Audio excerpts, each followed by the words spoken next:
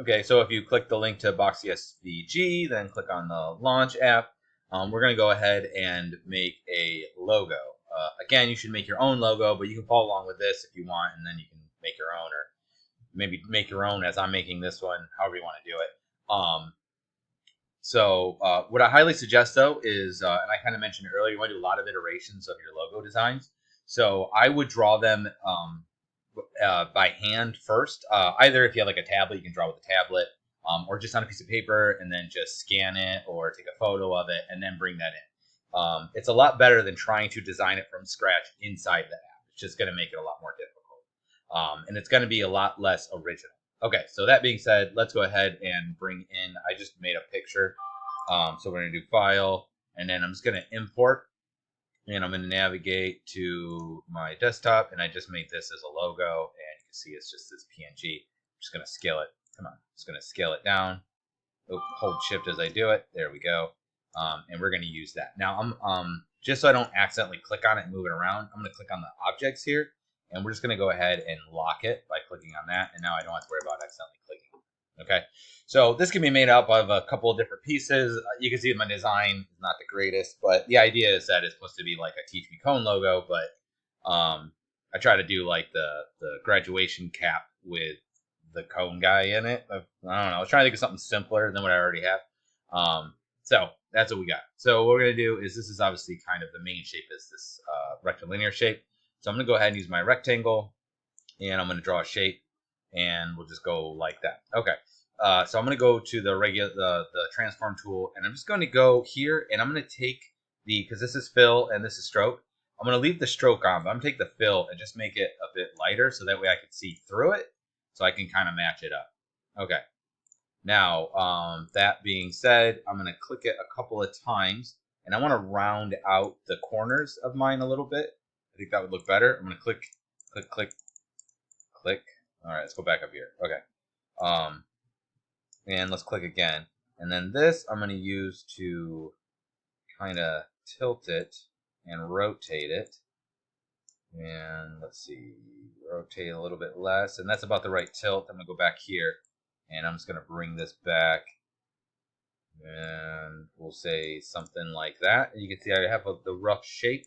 I'm going to click on this again. Maybe curve it just a little bit more. Okay. So I'm going to get the base shape sort of in there. And that looks acceptable. Obviously, I got to make this shape in here as well. So I'm going to call this one good for right now. Because what we'll have to do is we'll have to cut these out of each other. So I'm going to go to my layers, and I'm just going to go ahead and lock and hide that one. Okay. So that's gone. Let's just go ahead and make this little tassel part here. So that's clearly a circle. So I'm just going to go to the ellipse, and I'm just going to hold control and scroll in, and then middle mouse button click, and I'm just going to go like this. And I'm going to hold shift so that it's a perfect circle, because I think that would look a little bit nicer. I want to try and make a clean logo is what I was going for. Now I need to make this shape. I could make this any number of ways. I'm going to say probably a square, a rectangle would probably be the easiest way. So we'll just go like this. And once again, I'm going to go to the fill and just make it transparent so I can see through it. All right. That looks fine. It might make sense.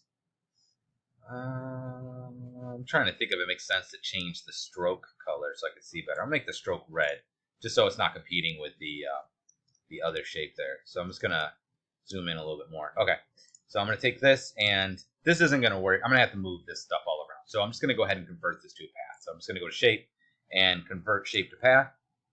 And now you'll see it says path up there. So now if I keep clicking, I'll eventually get to its points, and I'm just going to put the points where I want them to be, like so.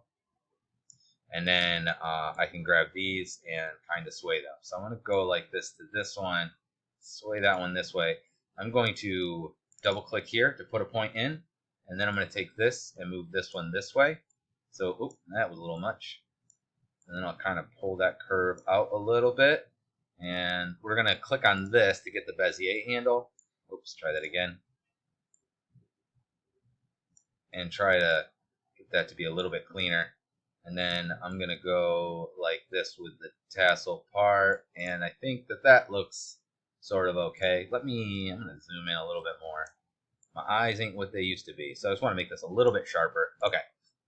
And I would like this, I'm going to click on this. I'd like this to be part of that, so I'm just going to kind of overlap them a little bit, so it's one piece. Hold shift, select that, so I have both of them selected. And then we'll just do shape, and we're just going to go ahead and unite them.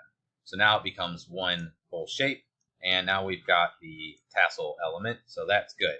Let's go to my layers. So you can see you can make your shapes and then just combine them or subtract them if you need to. We're going to be subtracting this other shape there. So I'm just going to take this, and I'm just going to lock and hide that one. Now we need to make my cone guy, so we got to basically do that. So I think a square would be probably a rectangle would be a good start. Once again, I'm going to go to the fill and just make it so it's easier to see. I'm going to go to stroke and just make it red so it's easier to deal with. Okay. There's no sense in using what we have here. Yeah, we're just going to go ahead and convert that. So let's go to shape and convert shape to path. And then I'll just click on it a bunch of times, and I'm just going to match up my main lines. I'm not going to be too worried about it. I just want to make sure it has enough to go past where this line is, because I'm going to cut this out of that. So pull that one in a little bit. Okay, like that. And then let's see. I think the top should be curved a little bit, so we're just going to pull that up a little bit. I'm going to click on this handle, so I can just make it a little bit smoother. Click on this one, just so it's a little bit of a nicer curve there. And then let's just give us a little bit of something. I'm just going to curve this a little bit that way. I'm going to take this one and curve it a little bit that way, just so there's a little bit of nuance to it. Okay, so we have that basic shape. I need to get this shape to cut that out. So we're going to have to figure out how to do that. So I'm going to take this, and I'm going to, I guess, draw this. And let's go to, like we did before, transparent. Make the color red so I can see a little easier. And then we're going to go ahead and go to shape and convert to path. And then I'm just going to double click a couple times so that I can get this to be kind of curved. It doesn't make a super great curve by default. So we're just going to grab the handles here like so. The Bezier handles. Most vector art uses the Bezier type of thing. It's good enough. I'm not really that concerned. Okay, so I'm going to select that, then this, and then we're going to go to shape and exclude. No, that's not quite what I wanted. I always like mess that up. So it's shape, it's subtract. And I got to make sure I'm in the right order. This one to that one, shape, subtract. Yes, okay. So if it's backwards, just go the other way. Okay, so we subtracted that. That's good. Next, I just got to put these circles in. That's the blobby brush. I'm not using that. We're just going to use these ellipses. So I'm just going to go like that. That looks fine. I'm not that concerned about it. So I'm just going to Control D, put that one here. And let's just grab these both. And we're just going to do shape unite, even though it doesn't really matter, because that way it's just one piece. Then we're going to take, I think it's this. Oops. There we go. This, and then this. I don't know if I got it or not. Okay, it might be easier to do with the layers. Sometimes it's... So we'll grab this one, then this one. So click this, hold shift, click that. And then shape, and let's do subtract. Good, okay. So now that's been cut out. All right, so now we should have all of our pieces that we need. And actually, you know what? I don't want to do what I just did. I'm going to undo that. Because these are going to be a separate piece that's kind of stuck in. I got to cut this out of that shape. Okay, so I'm going to grab the rectangle shape. I'm going to unhide that.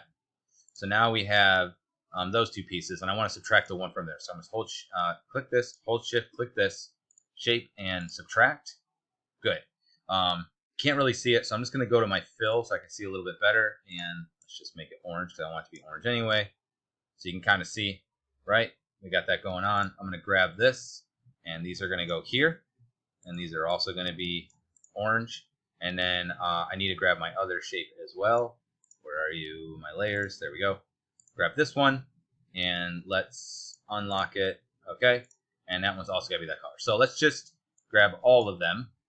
And then we will change all of their fills to the color I want. So like that. I don't want them transparent at all. And I don't think I want to do this real quick too. I'm going to turn this off so I can see a little bit better. Let's go to stroke and stroke. Let's turn off stroke. That's originally what I was thinking, was doing no stroke, so it would look a little bit cleaner. Let's oh, control minus doesn't work, so we're gonna do control scroll wheel out. Am I happy with that? Not especially, but I'm gonna put that a little bit up like that, and we'll call that a logo. Oh wait, okay, it's because I had it selected. Okay, so there's a rough logo shape that you can see. So basically, what you want to do is try to draw it out with shapes, and then what you can do is use the adjustments on those shapes as much as you can. You can convert them to a path, and then from there you can just add points or remove points, and then bend it and whatever, and then just use multiple shapes if you need to, and just combine them. Now you can do a lot more with it than just that, but that is how you would roughly make it. Now I can actually see the SVG graphic right here, but I'm just going to go ahead and I'm going to export this out. So I'm going to select the graphic here, and we're going to go down here to export, click on this. I want to do an SVG, and let me just generate. Okay, good. Oh, we can copy the clipboard. That's cool. But we're just going to go ahead and export, and it's going to automatically save it as untitled because I didn't give it a name. But what's also a good idea is to change the also export out a, where's the PNG? Okay, there it says. Yeah, also export out a PNG. I would like it to not have all this extra space because you see it's 500 by 500. Oh, here we go. So choose selection. There we go. So have all of it selected. Choose selection as the option because now it'll make it to the size of the object. And then go ahead and also hit export. And that way you'll also have a PNG version of it that's nice and clean. And I'll have the SVG portion that's also nice and clean. So you'll have both options. Generally speaking, it's a good idea just to have both of those because that way, if for some reason you can't get the SVG to work, you can at least get the PNG to work and vice versa. Okay, so now we have a really basic graphic. Feel free, try to explore, make something neat and cool, and see what you come up with.